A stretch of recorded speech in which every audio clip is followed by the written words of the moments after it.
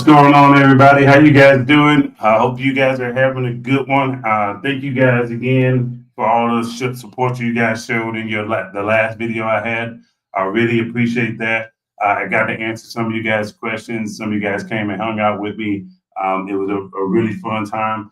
Last night, our Baltimore Ravens took on the Dallas Cowboys, and man, look, it was a good breath of fresh air when it comes down to our Ravens showing off their depth as a team when it comes down to what they have, how they're constructed, and whatnot. So we got a lot of things that we're going to talk about today. We will talk about the game that happened last night, who I think made themselves a lot of progress towards making the 53, and who lost a little bit of their momentum for trying to make the 53 the 53-man roster for the Baltimore Ravens. So I'm going to give you guys about a minute or so to come in. And then if you guys checking in for the first time, again, like I always tell you, hey, let me know where you're checking in from, what city, what state, what country you're checking in from. And let me know if this is your first time or whatnot. And if it is your first time, be sure to make sure you like, share, comment, subscribe, tell a friend about me if you like what you see. If you don't like what you see, it's no harm, no foul. Just let me know, hey, if you can if you got any kind of critique for me, just be respectful about it. Don't say, hey, this guy sucks or this guy is trash or whatever it may be. Just kind of let me know, like, hey, this is what it is. This is what I think you should be doing, and so forth and so on. Or if you want to be respectful, you say, hey, look, I got a particular video I want you to talk about. Please let me know. Hey, look, coach, I would like for you to talk about this particular topic or this particular team. Because again, like I said, I can always say I don't just do Ravens type of things. I talk about some of the stuff that's going on within the NFL scope and whatnot. So again, I'm going to give you guys about 30 more seconds. See if anybody comes in here and comes up and has any questions or whatnot before we get started. But there has been something just went on before I got on here. John Mechie III was traded from the Houston Texans to the Philadelphia Eagles in exchange for Harrison Bryant, tight end Harrison Bryant, going to the Texans. So I believe that was a good move for them, for the Eagles. I believe that was a good move for the Eagles.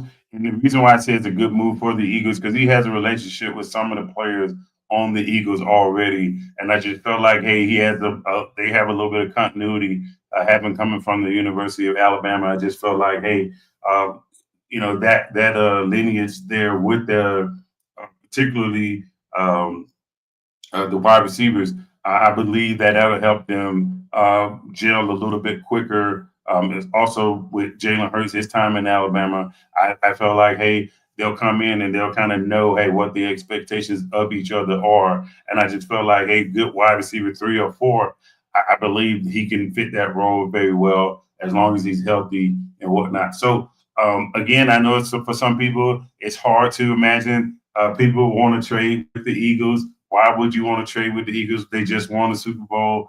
They've been in the last 2. So it didn't make any sense to try and make them better. For me, I'm okay with the Eagles making moves. There's no issue with them making moves.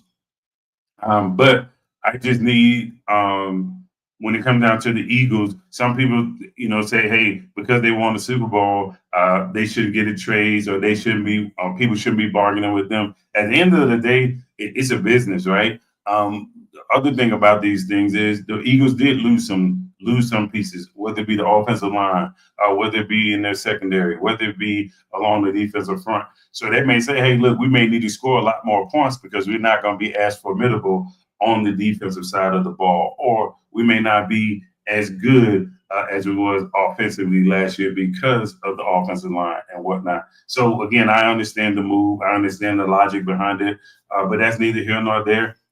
Congratulations to the Eagles for still making moves. Howie Long, again, for me, I think he's doing what he's supposed to be doing when it comes down to doing how he's supposed to build a team to basically say, hey, look, we need to contend for a Super Bowl each and every year. and no 2 years are the same.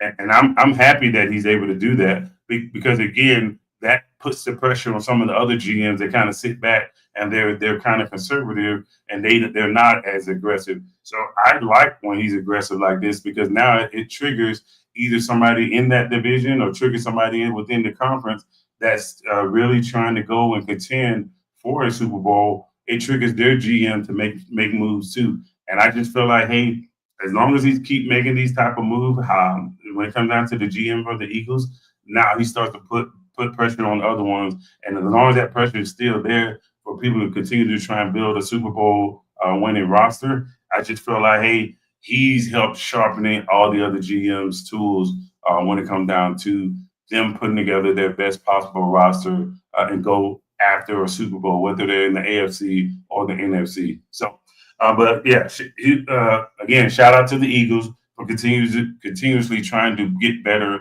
and build their roster out as much as they can to continue to compete and go win more and more Super Bowls. So, all right. So, I gave you guys a few minutes for some people to come in here. We're going to talk about um, the game that happened last night. And man, look, it was a great game for me. Here's the reason why it was a great game for me. Did we have a 100-yard rusher? No. Did we have a 300-yard passer? No. Did we have a three passing touchdown game from a quarterback? No, absolutely not. But I think for where we are when it comes down to preseason, I think we got a chance to see like, hey, okay, look, this is what this team could become. I love the complementary run game to help out Cooper Rush and Leary. Even though they didn't have all world games, I still think they rushed the ball when it comes down to their progressions. I think they rushed through their progressions a little bit quick. The other thing is they're kind of trigger shy, or gun shy, if you will, when it comes down to when the receivers come out of their breaks, the ball got to be there. We're not waiting till he's completely wide open, or hey, he crosses my face, and then I want to throw the ball. And I think that's what got them in trouble when it comes down to them being late and them being gun shy. Certain moments. For instance, Tez Walker should have had a touchdown. I want to say it was on the third field goal or third or fourth field goal drive. Tez Walker was coming out his break. It looked like it was a dig route, and he came out his break, and then he kind of stopped a little bit.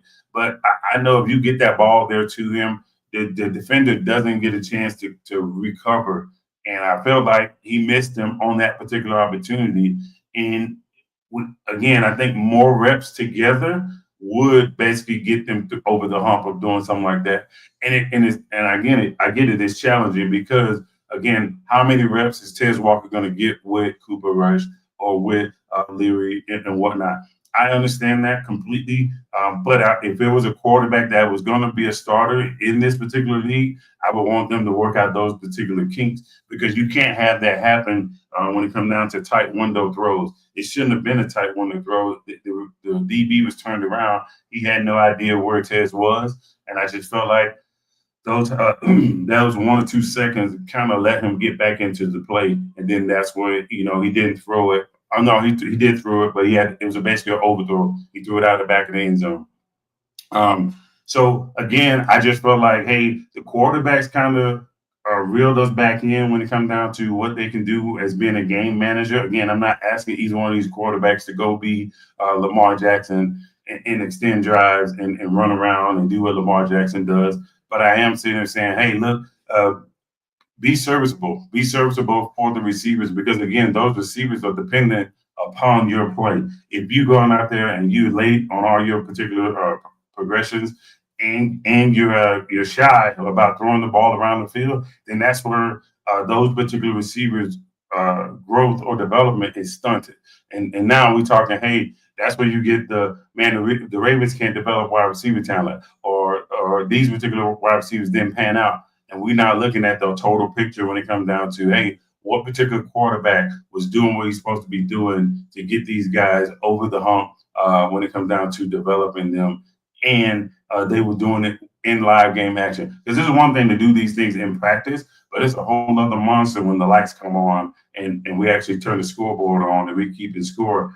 That's different. That's so different because you're going against a different opponent. You're not going against practice squad players. You're not going against, or you're not on routes on air and stuff like that. So I feel like, hey, as long as you have a quarterback that can put it all together, come out and be serviceable, 60 above 60% completion rating, and then hey, his touchdown to interception ratio is not through the roof. When it comes down to it, having more interceptions than touchdowns, I believe that's where the Ravens thrive because again, if these guys come in, right? These guys come in, they're expected, hey, I don't need you to have 3 touchdowns, but I don't need you to have 3 interceptions either. So I feel like as long as the Ravens have a quarterback that can do that, and it doesn't matter which one it is, it may be somebody completely different that's not on the roster right now. There may be some guys that get cut loose here in the next 2 weeks that the Ravens may look at and say, hey, you know what? All right, man, we like what you did. We think you can come in and be actual competition to one of the guys we got on the roster right now. Who knows? Neither one of these guys may make it. I don't know. I have no idea what will transpire in the next few weeks when it comes down to quarterbacks being released. Would it be a quarterback good enough that has starter experience be picked up? I have no idea. I would love to say yes, but we just do not know when it comes down to roster moves, when it comes down to the quarterback position. The next position I'll talk about is the running back position. Man, look, DeAndre Johnson was a breath of fresh air. I knew he was going to run hard. He's always been a hard runner, but being in places that where they didn't win a lot of games, I think he was kind of overshadowed, especially by playing behind Nick Chubb and whatnot. Even though he got a chance to do his thing and whatnot, I just felt like the spotlight was never really on him. So we kind of didn't take him serious as a runner. But now that he's in here in the building, I'm glad that the Ravens fans base can see, or the non-Raven fans can see that, hey, this guy could be something special for us if we get into an emergency situation with running backs or whatever it may be. And we don't have to go to the likes of, hey, let me go find out who wants to leave their job at Publix to go play running back for the Baltimore Ravens. I remember us doing that. I want to say 2021 or 2022. We had to do that. And it didn't feel good because it was just like, all right, man, we was going to try to go and get a bunch of has-beens and try and make them give us a little bit more out of their career. And it just didn't feel good because it was just like, man, only if we had this type of running back, or only if this person would have stayed healthy, or whatever it may be. And I just feel like right now we're in a really good spot in the running back room altogether because we haven't seen Justice Hill yet, but Rasheen Ali rebounded very, very well in this game. And I just felt like, hey, him and Dearness Johnson, for me, I was worried at first because I was just like, man, if we're not going to get it from Derrick Henry and Keaton Mitchell, we're doomed. We got to basically play those guys for the rest of the season. They got to stay healthy the entire time because the drop off would be so significant. But last night kind of reassured me, like, hey, look, it will be a long season, so we can't jump the gun too quick, too soon, and kind of write these guys off because those guys showed us, like, hey, look, when given the opportunity and everything starts to click, they can go out and do what they need to do. Now, again, I'm not sitting there saying they're going to do that every game, average 5 yards per carry, but it was good to see that they hit the hole. They was actually able to show off some of their vision. It was actually able to show off some of their running power instead of just their speed.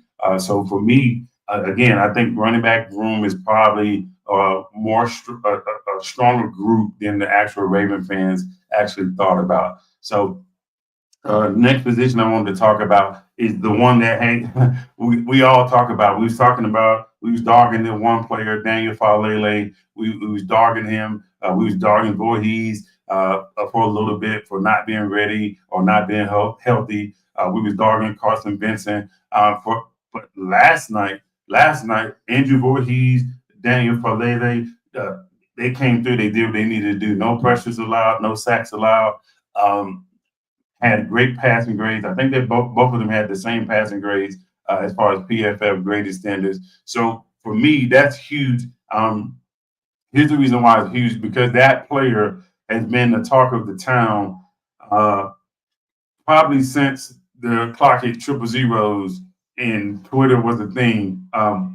Daniel Falele has always been scrutinized for the most part when it comes down to the offensive line. Since he's been there with the Ravens, he's been scrutinized. But I want to take part. I want to take my take time out and give him his flowers. And I got it. It's just one game, but he didn't give up any kind of pressures. Didn't give up any sacks. Looked good. Held his own.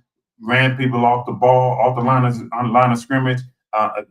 Does that mean he's arrived? No, absolutely not. Does that mean he won't have a bad game again? No, absolutely not. But when he's doing something good, we got to make sure we give the praise to the player because we wanted to kill him uh, 2 weeks ago. We wanted to basically say, hey, look, man, this thing is. I don't know why we're doing this. We should have put this particular player out there. We shouldn't even have him as a starter. Yada yada yada. And if we're going to do that, we got to be able to, just like we give the criticism, we got to be able to give the praise when said player responds to that particular criticism. Because at the end of the day, that's all it was. It was criticism, right?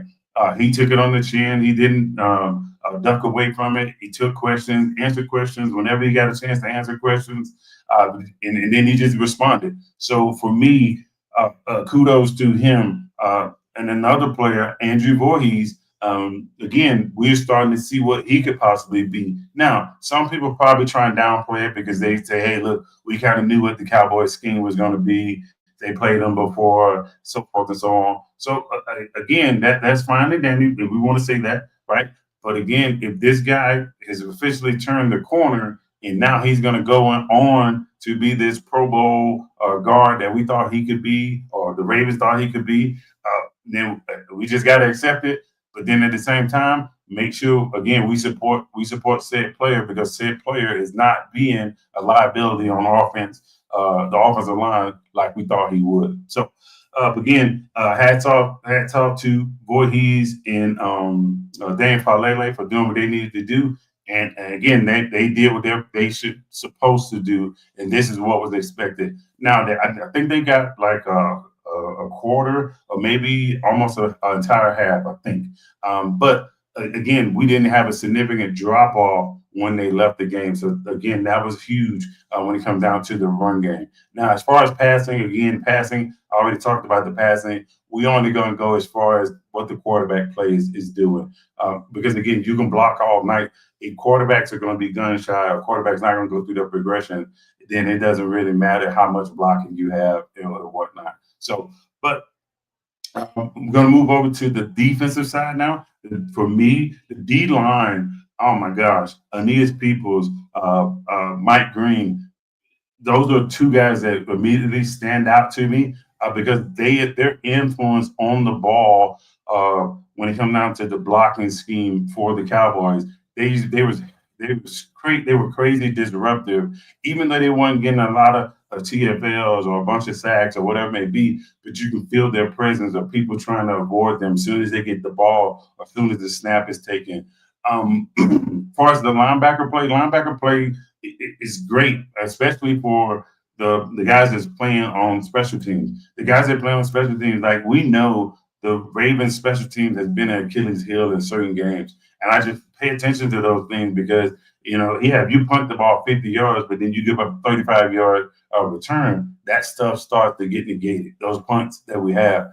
And shout out to Stout too. Because Stout, I had questions about him in a couple of videos ago about like, hey, we talked about this guy as he was an all-world type of punter, and we just didn't see some of it.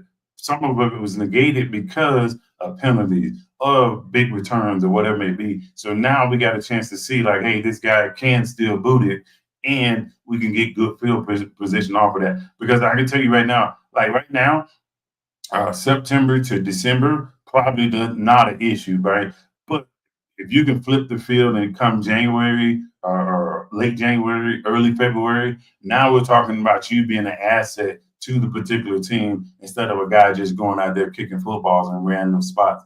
Now you can actually have some kind of benefit off of that. You can punt the ball 65 yards and not give up a 20-yard return. That's huge because now we're talking a team got to drive 75, 80 yards to get points, right? And that's what we need come playoff time, especially if we're not going to get defensive turnovers like we've been getting in the playoffs. Hopefully that'll change. Um, Next position. Oh no, linebacker, still on linebacker. Guy I want to talk about was Jay Higgins, man. Jay Higgins, look, they might as well just go ahead and give him a spot. Announce it right now. Just bring him into EDC's office or whoever's office and say, hey, look, man, we're not going to formally announce it, but just so you know, you have made the 53. You got to do that with him and two other guys that I want to say. I want to say it's Lowry and it will be Lowry and I have it on the slide, but I know him and Lowry. If I had to give out 53-man spots right now, both of those guys would make the team. Because man, look, these guys' influence on the game has been crazy good. Higgins has had back-to-back turnovers in both games. He has a turnover in both games we played in the preseason, and that's huge, man. Especially coming from the linebacker position, because how many times have we seen, whether it was against Kansas City or against Buffalo, we was a linebacker was lined up on a slot receiver, and we were just like, man, oh no, not this again. And right on cue, as soon as we see it, guess what happened? 15-yard play, and it could be third and 11, 15-yard play. We give up on a first down in a key part of the game and whatnot. And I just felt like having a player like Jay Higgins alongside Roquan, and I'm not saying he's going to be the starter. I am going to sit here and say that, hey, knowing that we have something like that, I feel like, hey, if the other guys don't come along and we have to go down to Jay Higgins, I believe like, hey, Jay Higgins will put pressure on the other guys to get better in coverage. For me, I just like it because instinctively in his discipline is the reason why he's able to make these plays. There's been times he could have bailed and just ran after the quarterback, but he kind of stayed home in his zone and stayed patient. And before you know it, hey, ball's coming to him. Or now, hey, when it's time to go and blitz the gap, he's able to go blitz the gap to get a sack, to get a strip sack, fumble, and recover. So for me, that's huge. Knowing that you got a young linebacker that's instinctive like that and disciplined at the same time. So again, not sitting there trying to downplay Teddy Buchanan or Trenton Simpson, but I am sitting there telling you, if we had to go to Jay Higgins, I wouldn't have an issue going to Jay Higgins, even if it was cleanup time. If it was cleanup time, we bring him in the game. I fully support bringing him in the game to help close things out. Or we get up by 25 plus points and he's in the game late in the game. I feel like, hey, those are going to do wonders for his confidence going forward. Next position, talk about the secondary. For me, Ruben Lowry, Mike Lowry's little cousin, by the way, from Bad Boys. Not really, but Ruben Lowry, man, the guy is just a ball player, right? For me, is like, hey, you ask him to be somewhere, he's there. You ask him to go cover somebody, he doesn't shy away from anything. He's super versatile because you can bring him down, you can keep him back in the third, you can put him in a quarter. You can put him in and say, hey, play cover two. Nothing that I've seen thus far has been proven too difficult for him. Now, again, I know he's not playing against the Tyreek Hills. I know he's not going to get one-on-one with the Mike Evans of the world and whatnot. But what I am saying is a breath of fresh air for us, especially as Raven fans here in the last few years, realizing, hey, the ball gets thrown in the air now, and now it's not always a 30-yard game for the offense. It can be a pass breakup. It can be an interception. Like when he caught that interception last night, I was just like, you know what, man, it's been a while since we've seen that. It's been a while. We've seen that long of a throw, and it goes our way. So seeing that was like reassuring. I was just like, you know what? Okay, man, we may have something here. And what that does, right? Again, because if I'm on the defensive side of the ball and I see one player get a turnover, that motivates me. That motivates me to want to go get a turnover as well. So when people try me, I want to try and get a turnover too. Because again, we know that's where you start to make your money. When you can turn the ball over, especially when people get past the 50, people get past the 50, offenses get past the 50. We say, hey, look, if we turn them over, that's basically a short field for our particular team, depending on where you catch the ball at. But in this case, it wasn't a short field, but we denied them points. So we denying them points, especially the Cowboys having a kicker like Arbery. Basically, hey, 40 yards and beyond, he can make it.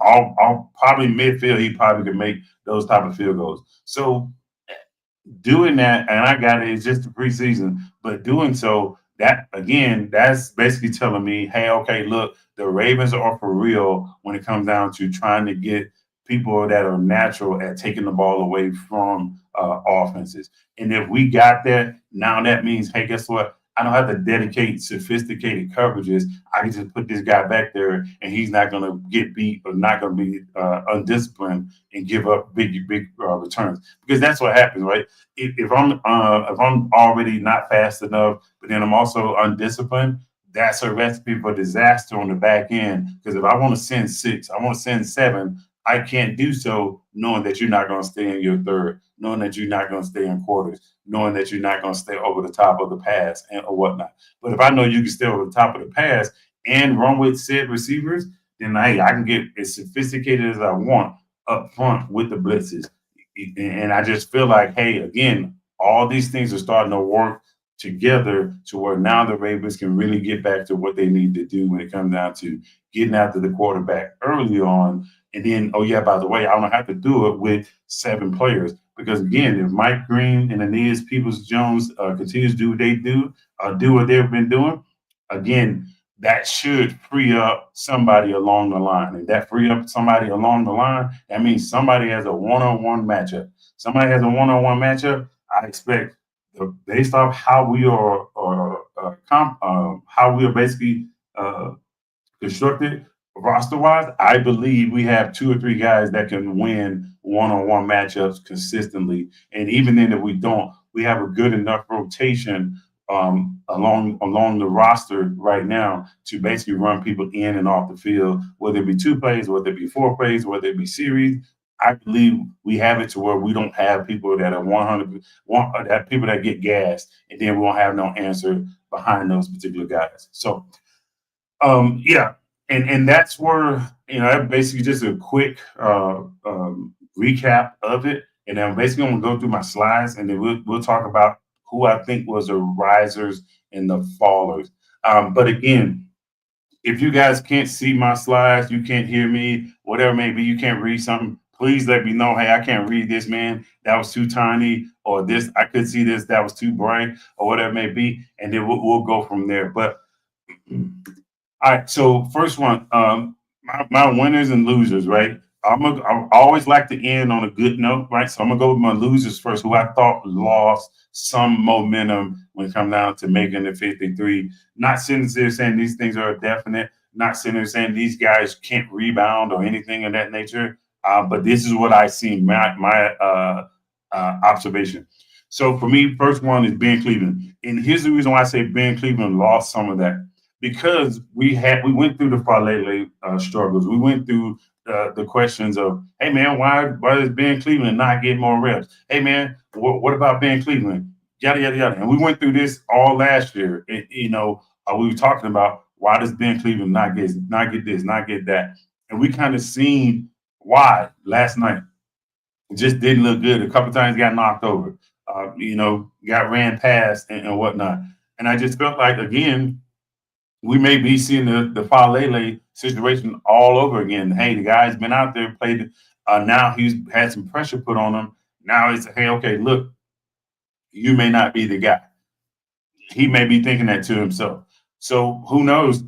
Come next game playing against the Commanders, he may rebound perfectly. And now this puts the pressure back on the Ravens to say, hey, okay, look, all right, man, who do we want to go to when it comes down to that guard spot? Because again, we've heard there is no competition for the right guard spot. But does this change that now? Because again, if I got Voorhees and Palele playing like they've been playing, it would make sense to me to go ahead and say, hey, you're right, there isn't a competition. Here's what's going to happen. the best guy of the three guards is going to be the left guard. The next best guy is going to be the right guard, and then that third guard will be our sub if we need to have a sub or whatever it may be. So I feel like, hey, Ben Cleveland has a chance to right this ship, but just right now, I felt like, hey, he had both hands on the rope and he went to go pull, and then he just let one of his hands go off of the rope, and I just felt like, hey, right now he is the odd man out in the guard spot when it comes down to starters and backups. I just feel like Ben Cleveland is at number three of those three guys I mentioned. Next guy, young man from I want to say Alabama A&M, Carson Vincent. Again, I like his developmental trajectory. I just don't think he's ready right now at this moment because again, he's having some of the mistakes or not getting his feet set or not running his feet or not latching on to people that he's supposed to be blocking or hey taking his eyes off of where he's supposed to be going. And I just feel like all of those are a combination of why he continues to struggle. Now, once he gets his hands on you, once he gets his pads low enough, it looks like he could really be something, right? And I just felt like, hey, continue to give him what he's been getting, right? And as he slowly develops, I believe then, like, hey, he can start to push into the competition for to be a backup, right? Because as of right now, it just does not look good when it comes down to again with the Cowboys. We know most of their pass rush is one type of move. Hey, we're going to try and speed rush around the edge, and that's what we're really going to do. That's pretty much it. It's no, hey, we're going to do a lot of twists. And then again, it's preseason. They're not going to do a lot of twists, a lot of stunts and whatnot because they don't want to show people what they're going to do. But even then, at times, it just felt like it was a lot for Vincent, and especially because the other two guys went out, and the Ravens kind of went all young guys, like very very young guys, when it comes down to game experience for the second half. And I just felt like again, Carson Vincent got some good reps last night, and I just felt like, hey, he did not take full advantage of the situation. Because again, when we drafted him, I like the upside. I like the upside for him, and I just hope it's not one of those, hey, okay, it's a one contract thing and done. Hopefully he can really turn the corner because again I like the project of him, but I just need him to continue to keep working. And when he get out there to take those reps, because I expect him to get significant reps too in the second part of the next game. And if that is again, he could be in the same boat as Ben Cleveland. Take full advantage of those particular reps and show what you're really capable of doing. Because I just feel like, hey, there's almost no punch with either one of those guys, and they're not looking to cause to make the play go where it's supposed to go. Because again, our running backs are doing great when it comes down to initial burst, right? But if we get to see, hey, linemen push them downfield to actually go punish people. Now I think that's what the next step to where it's like, hey, there's almost no drop off in the run game if we got to call up on our second offensive line unit and our second and third running backs. I just feel like if we can continue to run the ball effectively when the Derrick Henry and the Justice Hill and the Keith Mitchell are out of the game, I just felt like, hey, if we had that fourth running back, because again, Harbaugh talked about possibility of taking four running backs on the roster, and if we had that fourth running back that we put in there to close the game out, I just felt like not having a drop off. Then we basically say, hey, look, we don't have to give Henry 400 carries this year. We don't have to give 150 carries for Ali or either Keith Mitchell or Justice Hill. We can basically say, okay, look, we can kind of slow play this thing, and then that way everybody's a little bit more healthier come January, come late January or early February, and we get into the Super Bowl. Now we got two or three running backs that are as healthy as they can possibly be, and then now guess what? You don't know who's going to be the guy that gets hot because again, at the same time, our running backs are all a little bit different in their own right? Like because if you look at Keith Mitchell, a lot of people don't think Keith Mitchell have any power. Keith Mitchell has decent power when it comes down to running through tackles, but he's just as good as a receiver if you give him the opportunity. And I think that's where they differ when it comes down to a Derrick Henry. Justice Hill was a great receiver, as we've seen before, right? And I just feel like, again, if Henry is out of the game, if Hill is out of the game, having a Keaton Mitchell and a Rashawn Ali or Keaton Mitchell and a Dearness Johnson, I just feel like those guys, if they can tote the rock effectively enough and close out games, I just think that's where we're going to maximize the potential for this particular roster and making a run for a Super Bowl. All right. So for the next losers, right, these two young pass rushers, again, Adisa Isaac he got injured. Nothing against him. I just can't put him on the winners roster right now because, again, he's another one of those pass rushers we thought, hey, this guy could be something, so forth and so on, because we draft him off potential, right? Hey, this is what most draft picks are, or at least all draft picks are off of potential, right? Because at the end of the day, you got to go out and perform. And I just felt like he hasn't done that up until this point, and that's why I think where the growing frustration lies between him and David Ojabo. Because again, at one point, but pre-injury, David Ojabo was probably projected to be a top 15, top 20 pick in the first round. And injuries happen and whatnot, and I just felt like, hey, even when him getting 100% healthy, it just hasn't been there consistently, right? Because you get a strip sack or you get a blindside hit, and then you get nothing, for the rest of the way. And I just felt like, hey, I need you to be able to say, hey, okay, look, especially if the Ravens are going to have two guys in the interior D line to take up three players, and I get a one-on-one, I should be able to win that matchup. Not consistently. I'm not going to say consistently because that'll be a little bit much. But, 65, 70% of the time, I should be able to win that matchup. And if you win that particular matchup, that's where I think the unlocking of the defense happens. Because now if I can send just my front four and get pressure on the quarterback, again, that allows me to play a lot more zone, and I'm not vulnerable to anything because, hey, I got people covering multiple zones, whether it be underneath routes, whether it be over the top route and whatnot. And I just felt like, hey, not having that fourth or fifth guy pass rusher wide, that's where the things can get really difficult. To the point of that, that's why people are still linking Jadeveon Clowney to the Baltimore Ravens. And I just feel like, hey, at this point, it has to be a no-brainer to bring him back.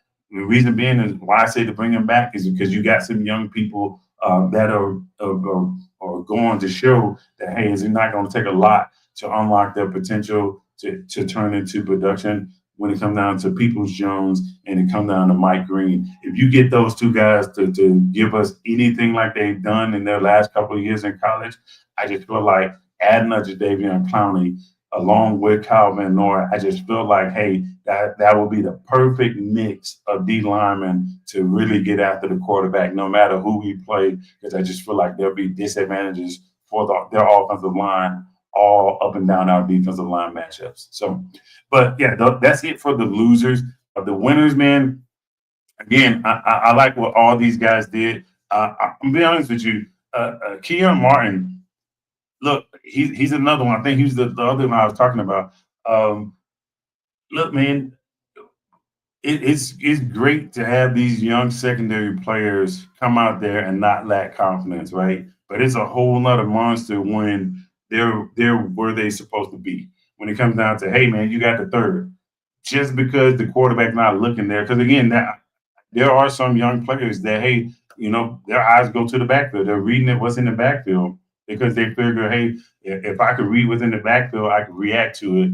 Well, with these guys, they kind of not like that. They kind of play sticky defense, sticky to their assignment, and then once the ball is there, they're super reactive to it to where it's like, hey, it's aggressive, and I like that.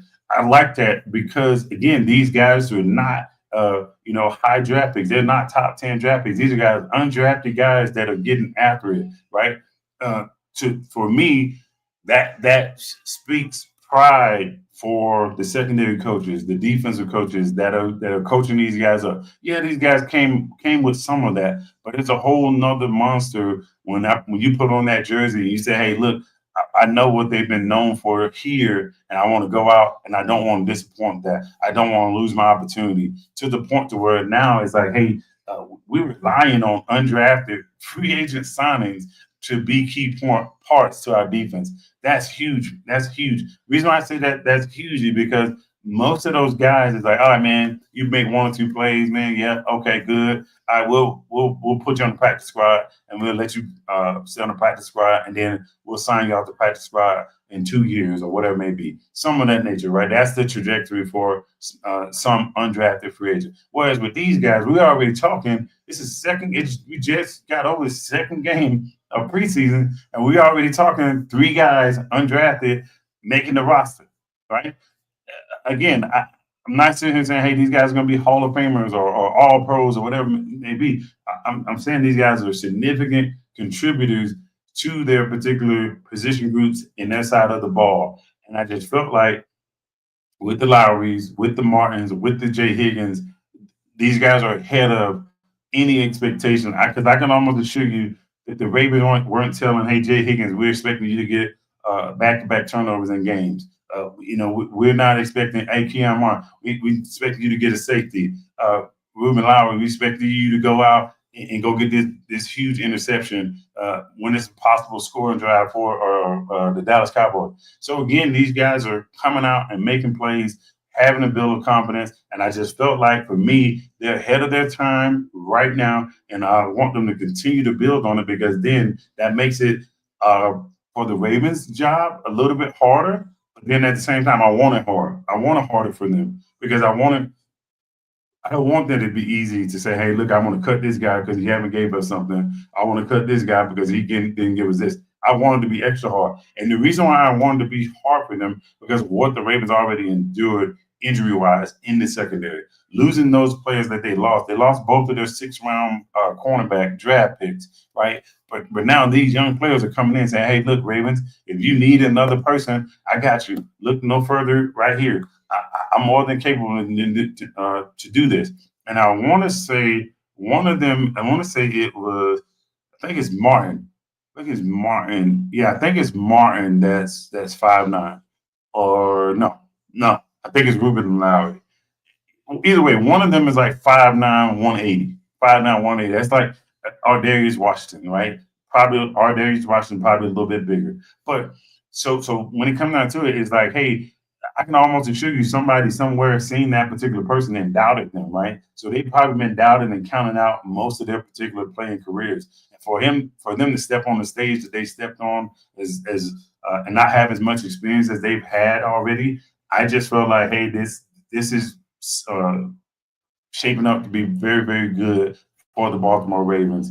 Because again, I can almost assure you, when those guys got signed, people didn't think much of these particular players, especially us not having the injuries that we had. And I just feel like these guys are the 2 bright spots for what looks like gloom in the actual secondary. Next person. Man, look, I know y'all killed this young man outside of the Giants game. Y'all was killing this young man and basically saying, hey, not being ready. And then why did we draft this kid? We told y'all he wasn't going to be this, he wasn't going to be that. He hadn't played a lot of football or whatever. But Tez Walker, man, shout out to him, because he's finally turning the corner and showing people what he's able to do. He's able to show off his speed, but then he's also able to show out his savvy route running. And again, most people thought he was probably just a one-trick pony. I like some of the stuff he was doing with the short intermediate routes. I can go over the top and catch you. The contested catches, the difficult catches. I love what he was doing in the time he was given on the field last night. I just felt like, hey, this would be perfect to complement what we already got within the tight ends, with Zay Flowers, with Rashad Bateman, and adding that extra element to it. Because again, we talking, if he is going to draw the 4th or 5th defender, defensive back wise or linebacker wise, that should be a disadvantage. It should be an advantage for us, but it should put them at a disadvantage, because he should be able to win those one-on-ones if they present themselves as early as if they present themselves in the games Hopefully it's rather early in the game rather than later in the game, because I really want people to have the game plan for 3 or 4 wide receivers when it comes down to the Ravens passing game. Because I got it. Some people want the 15 touchdown wide receiver, the 1,500-yard wide receiver, or the 15 touchdown tight end. Look, I don't care where we get it from. I would rather have 4 or 5 guys that you got to defend all is equal as much as possible. Because when you have to do that, right, what is that going to tell you? You have to play zone. If you got to play zone against the Ravens, I felt like, hey, that opens up for what we have when it comes down to the run game, whether it's Derrick Henry, whether it's Lamar Jackson, or any one of our other running backs that we got. And I felt like I feel like if you got to commit 6 or 7 to the pass. I just again that 6 or 7 they got to watch out for the pass. For me, that helps us out not facing an 8 or 9 man box. But now, if we do get an 8 or 9 man box, that makes it even much better for us, because now those 4 wide receivers or 3 wide receivers that's on the field can beat man. They can beat man coverage. They're not going to get locked up on the press. They can get off of the press. So again, when those things happen, I just feel like we got to take advantage of what the defense gives us, right? And we got to be able to play versatile when it comes down to, hey, this particular game we're going to play run heavy packages. Next particular week we can play pass happy packages, and then we need to shape shift between back and forth from one another. I'm okay with all of that, and we can do those things. I just felt like we are a difficult matchup for any team in the AFC or any team in the NFC. Because if you make yourself one dimensional, that's where I think people start the game plan for you. Oh man, this is what they want to do. Because that's what people thought the Ravens were. Oh man, the Ravens just a 12, 13 personnel type of offense. Well, then they seen, oh, wait a minute. Lamar Jackson threw 40 some touchdowns and only had 4 interceptions.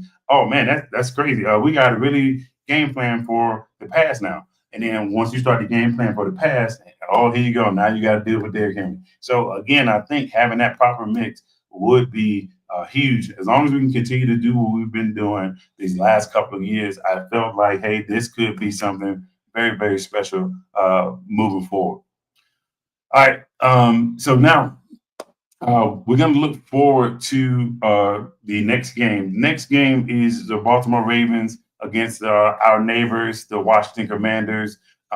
Again, they play Monday night. They play tomorrow night, so they'll probably be 1 or 2 or 0-2. I don't know, have no idea. But what I would like to say, we can't sleep on them, right? We can't sleep on them. And I'm not sitting there saying, hey, this is like a Super Bowl matchup or nothing like that. But I am sitting there saying that we want to get a glimpse of their particular depth, some of the pieces that they may have. They may play some of their starters. I have no idea. And if they do, we basically have to come out and pick up on what they're doing. So we were to face them in the playoffs.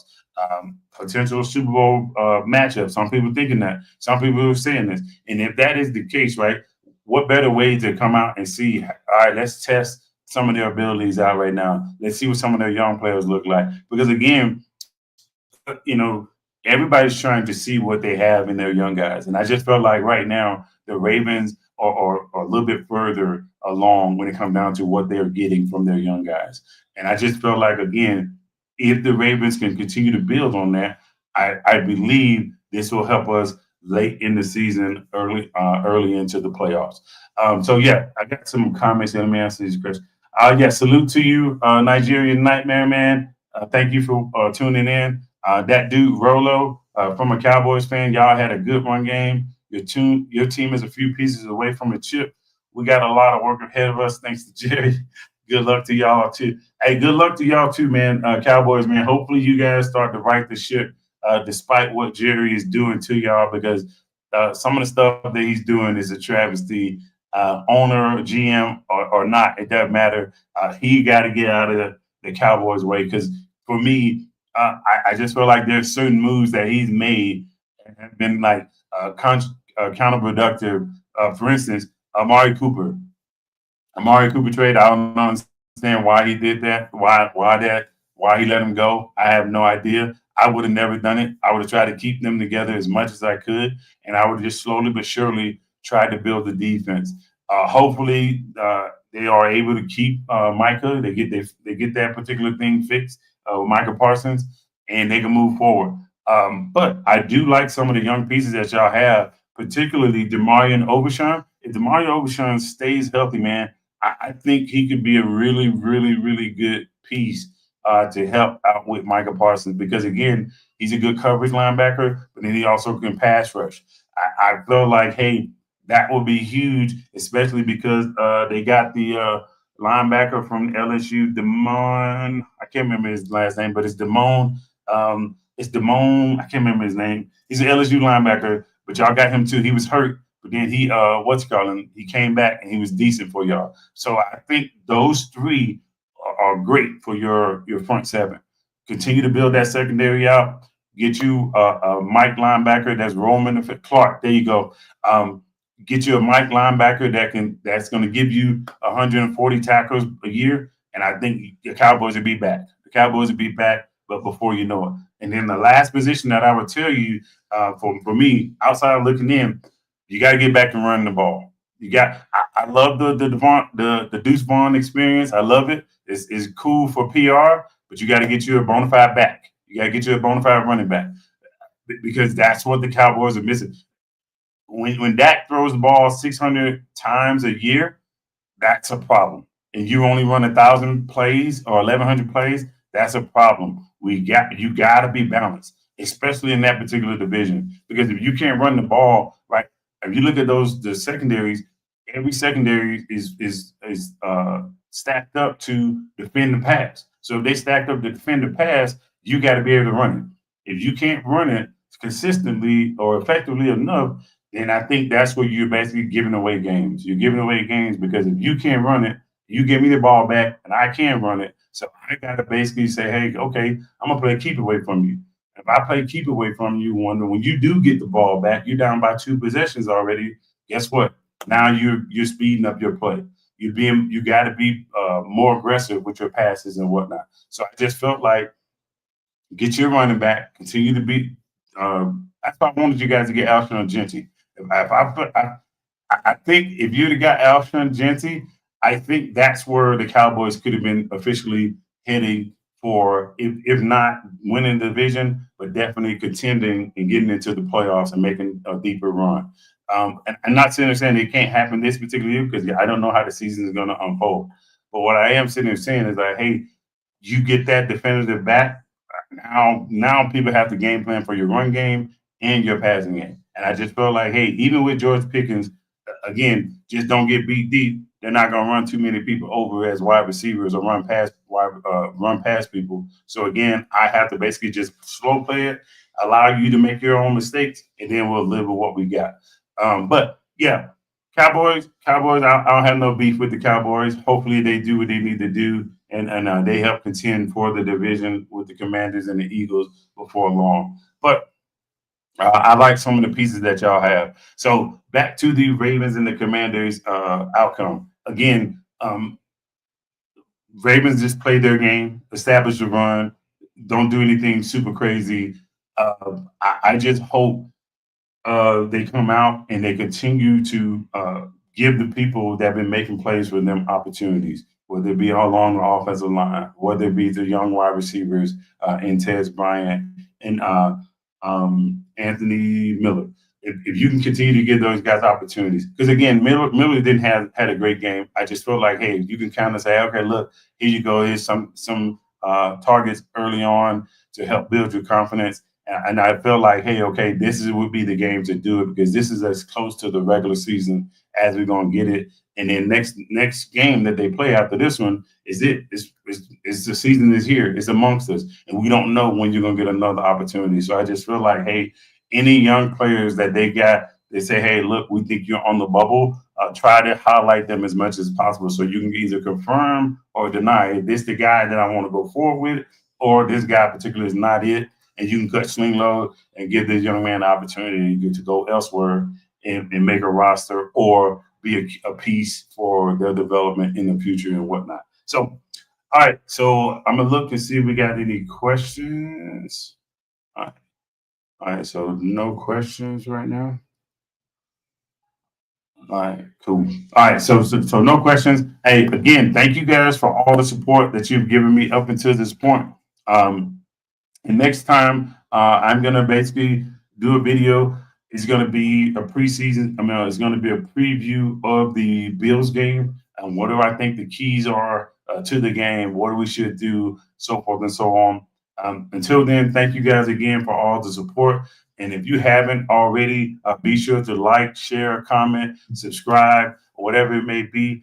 Because again, I want to basically give my insight on whatever team it may be, whatever game it may be. If I see it, I try and give my insight on it. And I want to remain objective. I'm not super biased, and I'm going to say, hey, the Ravens are going to go win 20 games and be undefeated. I would never say that. I would like it. What I am going to give you, though, is I'm going to give you my opinion. Sometimes my opinion is based off facts. Sometimes it's based off history. Sometimes it's based off some of the tendencies that I know the Ravens have and whatnot. So thank you guys again for all the support. Until the next time, see you guys. Y'all have a good one and peace.